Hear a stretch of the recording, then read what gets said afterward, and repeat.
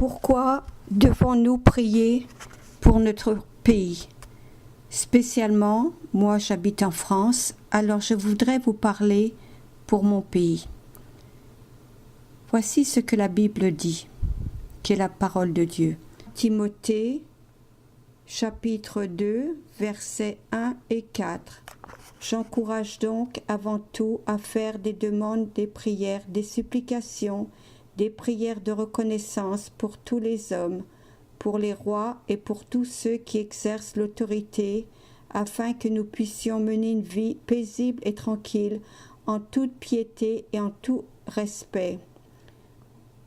Voilà ce qui est bon et agréable devant Dieu, notre Sauveur, lui qui désire que tous les hommes soient sauvés et parviennent à la connaissance de la vérité. Vous savez que maintenant notre pays, il y a une sentence sur notre pays que l'État islamique revendique de vouloir faire des attentats en France, en outre dans les métros et probablement ailleurs. Et ils vont recruter ces jeunes, justement, qu'ils endoctrinent, ceux qui sont dans le pays, qui reviennent en France, ou ceux qui sont en France, voyez. Comme vous avez déjà vu voir, tous ces attentats qui sont contre les Juifs.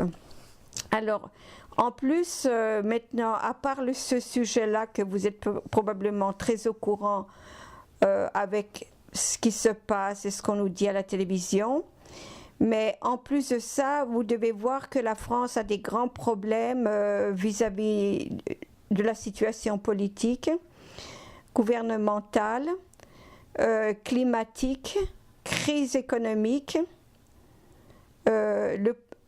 Vous savez que ce soit François Hollande qui soit là, ou qu'en 2017, il y aura un autre, que ce soit peut-être Nicolas Sarkozy, ou Alain Juppé, ou François Fillon, ou je ne sais quel président. Quoi qu'il en soit, il y aura toujours un problème.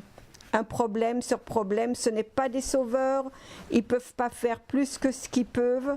La France est tellement embourbée dans des gros problèmes. Déjà, cette Union européenne, c'est une vraie malédiction, je dois vous le dire honnêtement, c'est une malédiction pour l'Europe en entier. Et c'est beaucoup, et aussi autre chose qui est une grande malédiction sur le monde, c'est l'ouverture de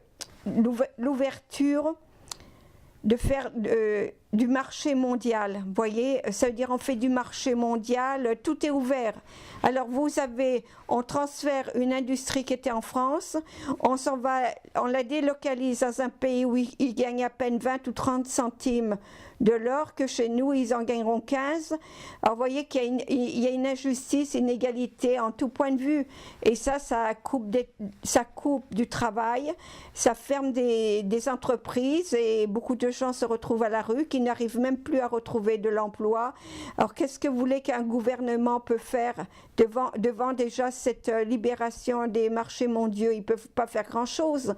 Et deuxièmement, ce qu'on vient de recevoir, c'est qu'ils veulent faire du libre-échange entre les États-Unis et l'Europe. Alors bien entendu, toutes les grosses compagnies vont venir s'installer comme il se crée actuellement, vous devez le savoir, sur l'audiovisuel. Ça aussi, toutes ces libérations, tout ça, ça met à plat les entreprises en France ou en Europe, parce qu'ils sont très très puissants. Les Américains sont très puissants, ils ont les moyens, ils savent comment faire, ils ont la technologie. C'est une chose qui n'aurait jamais dû être faite. Mais nous, on ne peut rien faire parce que c'est Bruxelles qui décide. Alors que le président qui soit là, il n'a pas toujours son mot à dire à Bruxelles. Que ce soit tel président ou tel autre qui va venir, c'est pour ça que je vous dis, cette histoire d'unification là avec l'Europe, c'est une vraie malédiction. Et peut-être vous n'allez pas y croire, il y a beaucoup d'hommes politiciens qui vous disent non, non, non, c'est pas vrai. C'est pas vrai pour des entreprises qui sortent leur aiguille de la mode de foin, mais pour la plupart des gens, c'est vraiment, ils sont très très pénalisés, très pénalisés, très pénalisés. Bon, on ne va pas rentrer tout dans les problèmes d'Europe. C'est pour ça qu'actuellement, vous devez aussi le savoir, avec ces lois qui étaient instauré dans beaucoup de pays, pas juste le nôtre, sur le mariage homosexuel, après l'adoption, et après ci, et après ça, quoi, on n'en sort plus. Alors comment voulez-vous que le Seigneur vienne bénir un pays comme le nôtre, ou vienne bénir d'autres pays? C'est impossible. On reçoit un jugement. Et quand je vois la France aller comme elle va, je me dis, mais même beaucoup de personnes disent, mais on vit des jugements. Mais vous me direz pourquoi d'autres pays ont adopté ces lois-là, mais ils sont pas aussi affligés que la France. Je ne pourrais pas vous expliquer, vous dire pourquoi. Moi, je ne suis pas Dieu, mais je sais que nous, la France, on est très impactés. Déjà, point de vue climatique, et ce n'est pas fini. Je vous le dis, ça fait déjà longtemps que je regarde ce problème climatique qui est venu sournoisement. Et ça n'arrête pas. Depuis 2 ans, ça n'arrête pas. Si ce n'est pas les tempêtes en hiver du côté des côtes, Bretagne ou n'importe, c'est après ça les débordements de rivières qui envahissent, qui font des dégâts immenses. Expliquez-moi, quel est le pays qui est aussi impacté comme la France actuellement? Oui, il y a certains endroits en Europe, ça arrive, mais en France, c'est du non-stop. C'est du non-stop. Encore l'autre jour, je me disais, tiens, tant mieux, on est un petit peu tranquille pour un certain temps avant que ces inondations. Je n'ai pas eu le temps de dire ça, qu'une semaine après, arrivaient les grandes inondations vers Montpellier. Et après ça, c'était ailleurs. Alors, voyez, alors quand on dit qu'il faut prier pour notre pays, est-ce qu'il faut prier? Oui, il faut prier. Parce qu'on est mal parti. Dans tous ces problèmes, on est mal parti. Et ne cherchons pas un appui. J'attends que mon Église en prie pour temps en temps pour la France, ou j'attends d'une telle association. Non, c'est individuellement qu'il faut prier.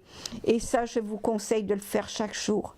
Chaque jour. Moi, je sais que le Seigneur me l'a mis dans le cœur. Il m'a dit, tu vois les problèmes sur ton pays? Je dis oui. Oui, je le vois. Parce que moi, je n'aimais pas la France. Je vous le dis tout de suite, j'étais élevée beaucoup plus style suisse. Moi, j'aime beaucoup la Suisse. Pour moi, c'est mon pays que j'aime. D'abord, j'ai des racines suisses, excusez-moi. Par ma famille, pour moi, la Suisse, c'est mon petit... Mais le Seigneur m'a fait naître en France. Par contre, ma sœur est née à Genève.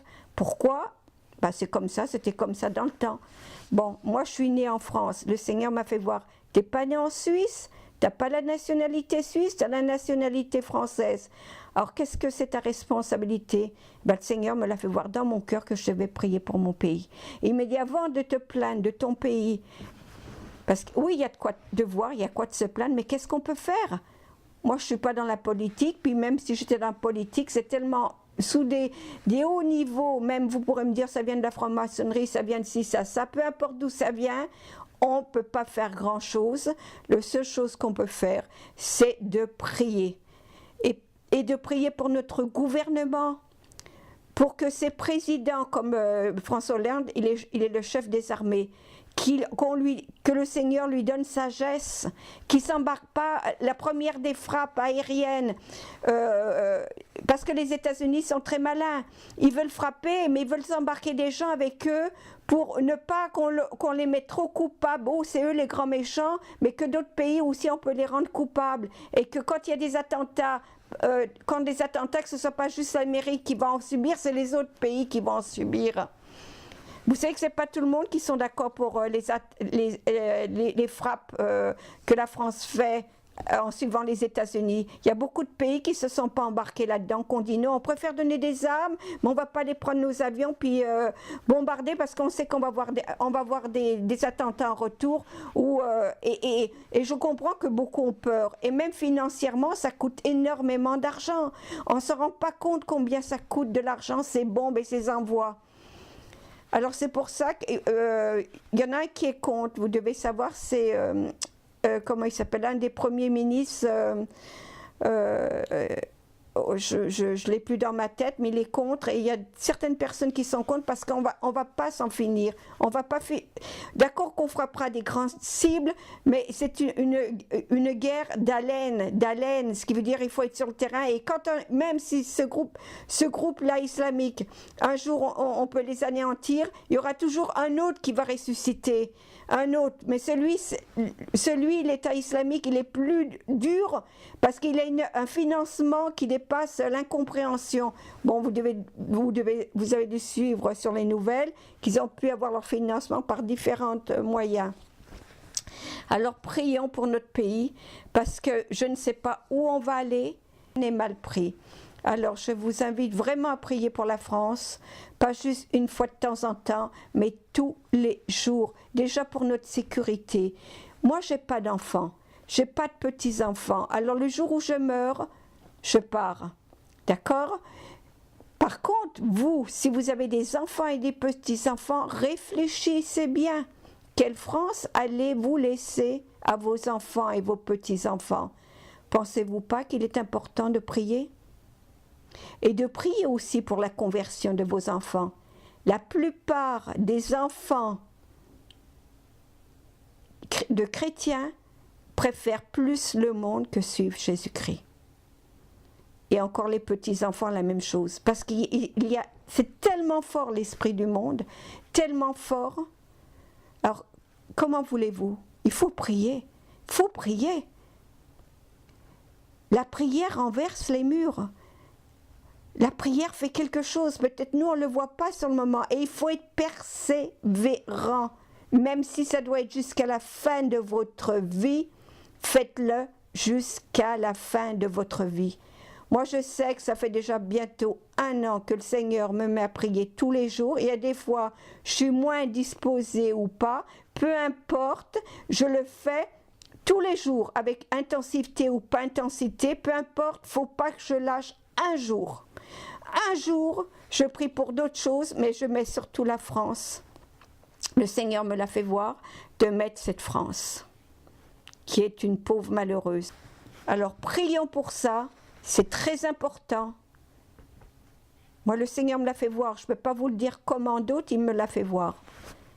Alors je vous laisse, et puis j'ai ouvert mon cœur sur la situation. C'est une analyse, on pourrait dire, mais aussi une réflexion. Je pense que vous serez peut-être d'accord avec ce que je dis, mais revenons-en, c'est important de prier pour notre pays. Et surtout, si vous avez de la famille, des enfants et petits-enfants, qu'allez-vous laisser comme pays derrière vous ? Qu'allez-vous laisser comme pays derrière vous ? Alors je vous laisse et que le Seigneur vous bénisse. Au revoir.